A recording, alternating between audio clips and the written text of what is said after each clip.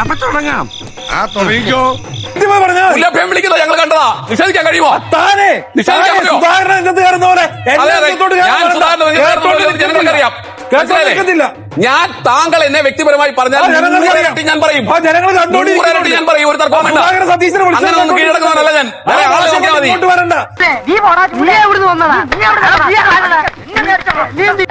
അവസാനിപ്പിക്കാൻ ഉദ്ദേശം ഇങ്ങോട്ട് വരണ്ട. അതെ എന്റെ അടുത്ത് വേണ്ട. ചോദിച്ചാൽ ഞാൻ അയ്യോ ഇത് അസംബ്ലിയേക്കാൾ മോശമായല്ലോ. ഇപ്പോ വ്യവസായ സ്ഥാപനങ്ങൾക്ക് വെള്ളം കൊടുക്കുന്ന മഹാഭാവമല്ല എന്ന് മുഖ്യമന്ത്രി പറയുന്നു. ജനങ്ങൾക്ക് വെള്ളപ്രശ്നമുണ്ടെങ്കിൽ അത് പരിഹരിക്കുന്നതും ആ ഗണത്തിൽ പെടില്ല എന്ന് അറിയാമല്ലോ. അപ്പോ പാലക്കാട് ഒരു മഴനിഴൽ പ്രദേശമാണ്. അവിടെ കുടിവെള്ള പ്രശ്നമുണ്ട്. അത് പരിഹരിക്കാൻ ഇതുവരെയും കഴിഞ്ഞിട്ടില്ല എന്ന് കഴിഞ്ഞ ദിവസം ഒക്കെ പറയുന്നത് എലപ്പുള്ളി പഞ്ചായത്തിലെ പ്രസിഡന്റ് തന്നെ മാധ്യമങ്ങളോട് സംസാരിക്കുമ്പോൾ കുടിവെള്ള പ്രശ്നമുണ്ട് എന്നടക്കമുള്ള കാര്യങ്ങൾ ചൂണ്ടിക്കാണിക്കുന്നുണ്ടായിരുന്നു. അല്ല, കേരളത്തിന്റെ വിവിധ ഭാഗങ്ങളിൽ കുടിവെള്ള ദൗർലഭ്യവുമായി ബന്ധപ്പെട്ടിട്ടൊക്കെയുള്ള വിഷയങ്ങൾ നമുക്ക് ചർച്ച ചെയ്യാം. അതിനകത്തൊന്നും തർക്കമില്ല. പലയിടങ്ങളിലും വലിയ കുടിവെള്ള പ്രശ്നങ്ങൾ അനുഭവിച്ചുകൊണ്ടിരുന്ന പല പ്രദേശങ്ങളും കേരളത്തിന്റെ പല ഭാഗങ്ങളും ഉണ്ടായിട്ടുണ്ട്. തർക്കമില്ല. അതൊക്കെ പരിഹരിക്കുന്നതിന് വേണ്ടിയിട്ടുള്ള വളരെ ക്രിയാത്മകമായിട്ടുള്ള ഇടപെടൽ സർക്കാരിന്റെ ഭാഗത്ത് നിന്ന്, അതേപോലെ തന്നെ ഈ പറഞ്ഞ പോലെ ത്രിതല പഞ്ചായത്ത് സംവിധാനങ്ങളുടെ ഭാഗത്തു നിന്നൊക്കെ പോയ കാലത്ത് നമ്മുടെ നാടിനകത്ത് ഉണ്ടായിട്ടുണ്ട്. ആര് പറയുന്നു? ഞാൻ കേട്ടിട്ടില്ലല്ലോ. അസൂയ കൊണ്ട് പലരും പറയാറില്ല, അതുകൊണ്ട് ഞാൻ സ്വയം പറയുന്നു. ഈ പ്രൊജക്റ്റുമായി ബന്ധപ്പെട്ട് വളരെ കൃത്യമായി സംസ്ഥാന സർക്കാർ പറയുന്നുണ്ട്, ജനങ്ങളെ വിശ്വാസത്തിലെടുത്തുകൊണ്ട് ഒരു നിലയ്ക്കും കുടിവെള്ള ലഭ്യത, അതേപോലെ തന്നെ ജലസേചനവുമായി ബന്ധപ്പെട്ടിട്ടുള്ള ലഭ്യത ഉൾപ്പെടെ തടഞ്ഞു വെക്കുന്ന നിലയിൽ, അല്ലെങ്കിൽ അതിന് പ്രയാസം ഉണ്ടാക്കുന്ന നിലയിലേക്ക് പദ്ധതി പോകുന്ന നിലയുണ്ടാകില്ല. എന്റെ പൊന്നോ, എന്തൊരു തള്ളാണോ! തള്ളി മുല്ലപ്പെരിയാർ പൊട്ടിപ്പോ. നാട്ടുകാരും അറിയാതെ ഒരു കമ്പനിയെ കൊണ്ടുവന്ന് രഹസ്യമായി ഈ പദ്ധതിയുമായി ബന്ധപ്പെട്ട അല്ലെങ്കിൽ ഇത്തരം ഒരു സാഹചര്യം, മദ്യനയം മാറിയത് പോലും ആയി ബന്ധപ്പെട്ട വിവരങ്ങൾ ആ കമ്പനിക്ക് മാത്രം അറിയുന്ന തരത്തിൽ സർക്കാർ ഇതൊരു സ്വേച്ഛയാ ചെയ്ത കാര്യം, അതിലൊരു സ്വജനപക്ഷപാതത്തിന്റെ പങ്ക്, ഇതൊക്കെയാണ് ആരോപിക്കപ്പെടുന്നത്. എന്താണെന്ന് എനിക്കറിയില്ല. അങ്ങനെ തടി വരാൻ നോക്കണ്ട. ഞങ്ങളെ സംബന്ധിച്ച് വളരെ വ്യക്തമായി പറഞ്ഞു, ഇതിനകത്ത് ഞങ്ങൾ കുളിച്ചു വെക്കേണ്ടുന്ന ഒരു കാര്യമില്ല. ഞങ്ങൾക്ക് അവരെ സംബന്ധിച്ച് അവർക്ക് സാധ്യമാകുന്ന നിലയിലുള്ള എല്ലാ കോലാഹലങ്ങളും ഒപ്പിച്ചുകൊള്ളുക, കോലാഹലങ്ങൾ ഇങ്ങനെ നടത്തിക്കൊണ്ടേയിരിക്കുക. ഞങ്ങളെ സംബന്ധിച്ച് ഞങ്ങൾക്ക് ഇത് ജനങ്ങളെ ബോധ്യപ്പെടുത്തേണ്ടതായിട്ടുണ്ട്. അത് ജനങ്ങളെ ബോധ്യപ്പെടുത്തും. കാരണം ഇവര് സൃഷ്ടിക്കുന്ന പുകമറയുണ്ടല്ലോ, ആ പുകമറയ്ക്കകത്ത് തെറ്റിദ്ധരിക്കപ്പെട്ടു പോയിട്ടുള്ള മനുഷ്യരുണ്ടെങ്കിൽ അവരെ വിശ്വാസത്തിൽ എടുക്കേണ്ടതായിട്ടുണ്ട്, അവരുടെ വിശ്വാസം ആർജിക്കേണ്ടതായിട്ടുണ്ട്. നാട്ടുകാർ നിന്റെ മുഖത്ത് പഞ്ചവാദ്യം വായിക്കുമ്പോഴേ നീ വിവരം അറിയുള്ളൂ. മുഖ്യമന്ത്രി ആവർത്തിച്ച് പറയുന്നത് ഈസ് ഓഫ് ഡൂയിങ് ബിസിനസിനെ പറ്റിയാണ്. ഇത് മദ്യനയത്തിനു കീഴിൽ വരുന്ന ഒന്നാണ്, മദ്യനയത്തിന് കീഴിൽ വരുന്ന ഒന്നാണ്. അവിടെ വ്യവസായ വകുപ്പിന് കീഴിലുള്ള കാര്യങ്ങൾ ബാധകമാകില്ല. എന്തുകൊണ്ട് അത് മാറ്റി നിർത്തുന്നു എന്നടക്കമുള്ള കാര്യങ്ങൾ ചോദിക്കുന്നുണ്ട്. അല്ല, ഏതെങ്കിലും നിലയ്ക്ക് നിയമവിരുദ്ധമായൊരു ഇടപെടൽ സംസ്ഥാന സർക്കാരിന്റെ ഭാഗത്ത് ഉണ്ടായിട്ടുണ്ടെങ്കിൽ കൃത്യമായി ഞങ്ങളെ സംബന്ധിച്ച് ഞങ്ങൾ നിയമവിരുദ്ധമായിട്ടുള്ള ഒരു ഇടപെടലും ഇതുമായി ബന്ധപ്പെട്ട് നടത്തിയിട്ടില്ല എന്നുള്ളതാണ് ഞങ്ങൾ ആവർത്തിച്ച് പറഞ്ഞുകൊണ്ടിരിക്കുന്നത്. നിയമവിരുദ്ധമായ ഇടപെടൽ ഉണ്ട് എങ്കിൽ ഇവർക്ക് ബഹുമാനപ്പെട്ട ജുഡീഷ്യറിയെ സമീപിക്കാലോ. ഇവിടെ നിയമസഭയിലൊരു അടിയന്തര പ്രമേയം കൊണ്ടുവരുന്നതിന് പോലും ആർജവമില്ലാത്ത, ധൈര്യമില്ലാത്ത പ്രതിപക്ഷമാണ്. അവർ കോടതിയെ സമീപിക്കും എന്നുള്ളത് നമുക്ക് കാണാലോ. അങ്ങനെ നിയമവിരുദ്ധമായി എന്തെങ്കിലും ചെയ്തിട്ടുണ്ട് എന്നുണ്ടെങ്കിൽ സത്യമായി പറയുന്നവനായി ഞങ്ങളെ സംബന്ധിച്ച് ഞങ്ങൾക്ക് ഇതിനകത്ത് നിയമപരമായ ഒരു ശരികേടും ഉണ്ടായിട്ടില്ല എന്നുള്ള നല്ല ബോധ്യമുണ്ട്. ആ ബോധ്യത്തിനകത്ത് നിന്നുകൊണ്ട് തന്നെയാണ് ഈ പ്രവർത്തനവുമായി മുന്നോട്ട് പോകും.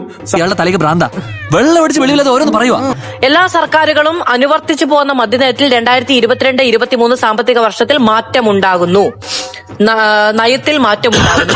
അങ്ങനെ ആ നയത്തിൽ മാറ്റമുണ്ടാകുന്നു. ആ സമയത്ത് തന്നെയാണ് ഒരു കോളേജിനുള്ള ഭൂമി ഏറ്റെടുക്കുക എന്ന പ്രദേശവാസികളെ തെറ്റിദ്ധരിപ്പിച്ചുകൊണ്ട് ഈ പറയുന്ന ഒയാസിസ് കമ്പനി അവിടെ ഭൂമി വാങ്ങിക്കൂട്ടുന്നത്. അപ്പോ അതിൽ ഈ പറയുന്ന കാലം ഒന്ന് തന്നെയാണ് എന്നുള്ളത് കൊണ്ട് ഇത് നേരത്തെ കൂട്ടിയുള്ള ഒരു ഗൂഢാലോചന, ഈ പറയുന്ന മദ്യനയത്തിലെ മാറ്റമടക്കമുള്ള കാര്യങ്ങൾ ഉണ്ടാകുന്നത് ഇന്നിപ്പോ മുൻ പ്രതിപക്ഷ നേതാവ് പറഞ്ഞത് അരിയാഹാരം കഴിക്കുന്നവർക്ക് മനസ്സിലാകും എന്നാണ്. ഇത് വടി കൊടുത്ത് അടി വാങ്ങുന്ന പരിപാടിയാണല്ലോ ബാബു. ഇപ്പൊ നമ്മുടെ മുൻപിൽ 2024 മാത്രം എത്തനോളുമായി ബന്ധപ്പെട്ട് ENA ബന്ധപ്പെട്ട് 3000 കോടിയോളം രൂപയുടെ എത്തനോളും ENA കേരളത്തിലേക്ക് മഹാരാഷ്ട്ര ഉൾപ്പെടെ കർണാടക ഉൾപ്പെടെ സംസ്ഥാനങ്ങളിൽ നിന്നും എത്തിയിട്ടുണ്ടെന്നേ. അതിന്റെ ട്രാൻസ്പോർട്ടേഷൻ ചാർജ് മാത്രം ഇന്നിപ്പോ ബഹുമാനോട് കേരളത്തിന്റെ മുഖ്യമന്ത്രി പറഞ്ഞിരുന്നല്ലോ സഭയിൽ, 400 കോടിയോളം രൂപ അതിന്റെ ട്രാൻസ്പോർട്ടേഷന് മാത്രമായിട്ട് ചെലവ് വരുന്ന കാര്യം ഉണ്ടായിട്ടുണ്ട്. അതൊക്കെ ഗോപാലകൃഷ്ണൻ ഒരു നമ്പർ അല്ലേ? ഇത് എന്റെ ഒരു നമ്പറാ. BJPയുടെ പ്രതിനിധിയും കോൺഗ്രസിന്റെ പ്രതിനിധിയും കൃത്യമായി ചോദിക്കുന്ന ഒരു കാര്യം, പാലക്കാട്ടെ ജലദൗർലഭ്യവുമായി ബന്ധപ്പെട്ട് സമരങ്ങൾ നടത്തിയിട്ടുള്ള, പ്ലാച്ചിമടയിലടക്കം സമരങ്ങൾ നടത്തിയിട്ടുള്ള CPM, മലമ്പുഴയിൽ VS അച്യുതാനന്ദൻ തന്നെ ഈ പറയുന്ന കാര്യം 2018 വരുന്ന സമയത്ത് അദ്ദേഹം എതിർത്തിട്ടുണ്ട് എന്നുള്ളിടത്ത് എങ്ങനെയാണ് ഇതുമായി മുന്നോട്ട് പോകാൻ കഴിയുന്നത് എന്നുള്ളത് ഒന്നാമത്തെ കാര്യം.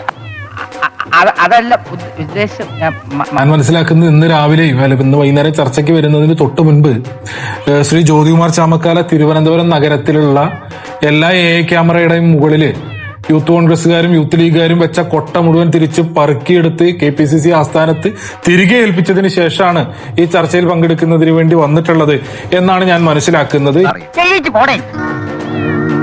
കേരളത്തിന്റെ കുറ്റി ഈ നാട്ടിലുണ്ട് സാറേ. ഇല്ലേ അല്ലേ അല്ലെ കേരളത്തിന്റെ കുറ്റി KPCC ആസ്ഥാനത്ത് ഏൽപ്പിച്ചല്ലോ നിങ്ങൾ. കുറ്റികൾ എവിടെ? മഞ്ഞ കുറ്റികൾ എവിടെ? മഞ്ഞ കുറ്റി എവിടെ കൊണ്ടുപോയി? രാവിലെ പോയി കൃത്യമായി AA ക്യാമറയ്ക്ക് മുകളിൽ കൊട്ടയിടാൻ പോകണം. ഇപ്പോഴും ഞങ്ങൾ ക്യാമറയുമായി ബന്ധപ്പെട്ട ജ്യോതികുമാർ കൊട്ടയിടാൻ പോകണം രാവിലെ. തർക്കവും വേണ്ട. ഞങ്ങൾ അങ്ങനൊന്നും ആക്കാൻ നിൽക്കണ്ട. കേരളത്തിന്റെ കുറ്റി എവിടെ ഈ പോക്കരത്തരം പറഞ്ഞ ഞാൻ തെണ്ടിത്തരം പറയും. നിനക്കെന്നെ അറിഞ്ഞൂടാ, നീ കൂടുതൽ ആളാവില്ല കേട്ടാ. ഇങ്ങനെ ചോദിച്ചാൽ തിരിച്ച് ഇതുപോലെ തന്നെ ചോദിക്കും. ഇതൊക്കെ മറ്റേ മേളിൽ കയറുമ്പോ മതി, എന്റെ അടുത്ത് വേണ്ട. മനസ്സിലായോ? ഇതൊക്കെ അവരോടൊക്കെ മതി, എന്റെ അടുത്തൊന്നും വേണ്ട. മനസ്സിലായില്ലേ? വ്യക്തിപരമായി തന്നെ പറയും. എണീറ്റ് വരണ്ടേയിരുന്നു. അവരെ മുലഭ്യം പറയുന്നത് ഞങ്ങൾ കണ്ടതാ. ഇങ്ങോട്ട് വരണ്ട, അത് വേണ്ട, ഇങ്ങോട്ട് വരണ്ട. ക്യാമ്പിൽ പോയി പറഞ്ഞാൽ മതി. ഇടിച്ചതിന്റെ പരിപ്പിളക്കം മനസ്സിലായോ? സുധാകരൻ സതീശനെ വിളിച്ചത് ഈ നാട് മുഴുവൻ കേട്ടതാ. സുധാകരനെ ഒന്നും ഞങ്ങൾ വിളിച്ചിട്ടില്ല. സുധാകരൻ വിളിച്ചത് നമ്മളൊക്കെ കേട്ടതാ.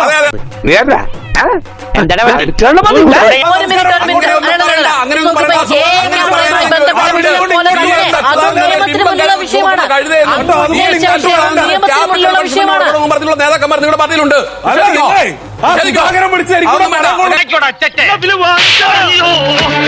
ഈ ചാനൽ എന്തും പറയാമോ? കൈ വെച്ചിരുന്നാ മതി, വേറെ ആളെ നോക്കിയാൽ മതി. എന്തും വിളിച്ചു പറയാം കേട്ടോ.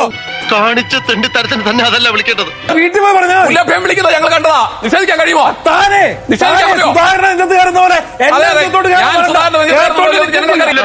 ചുമ്മാ എന്തെങ്കിലും കുറ്റം കണ്ടുപിടിച്ച് തടസ്സം ഇവരുടെ സ്ഥിരം ഞാൻ താങ്കൾ എന്നെ വ്യക്തിപരമായി പറഞ്ഞാൽ ഞാൻ പറയും, ഞാൻ പറയും. ഒരു തർക്കവും വേണ്ട. അങ്ങനെ ഒന്നും കീഴടക്കുന്നവരല്ല ഞാൻ. അവസാനിപ്പിക്കാൻ ആ ഭാഷ കൊണ്ട് ഇങ്ങോട്ട് വരണ്ട. അതെ എന്റെ അടുത്ത് വേണ്ട, ചോദിച്ചാൽ ഞാൻ കേരളത്തിലെ കുറ്റി ചോദിക്കും. നെഞ്ചത്ത് അല്ലെങ്കിൽ കളരിക്ക് പോത്തി അടിക്കട്ടെ മതി. ഒന്ന് സബ്സ്ക്രൈബ് ചെയ്തിട്ട് പോടാ.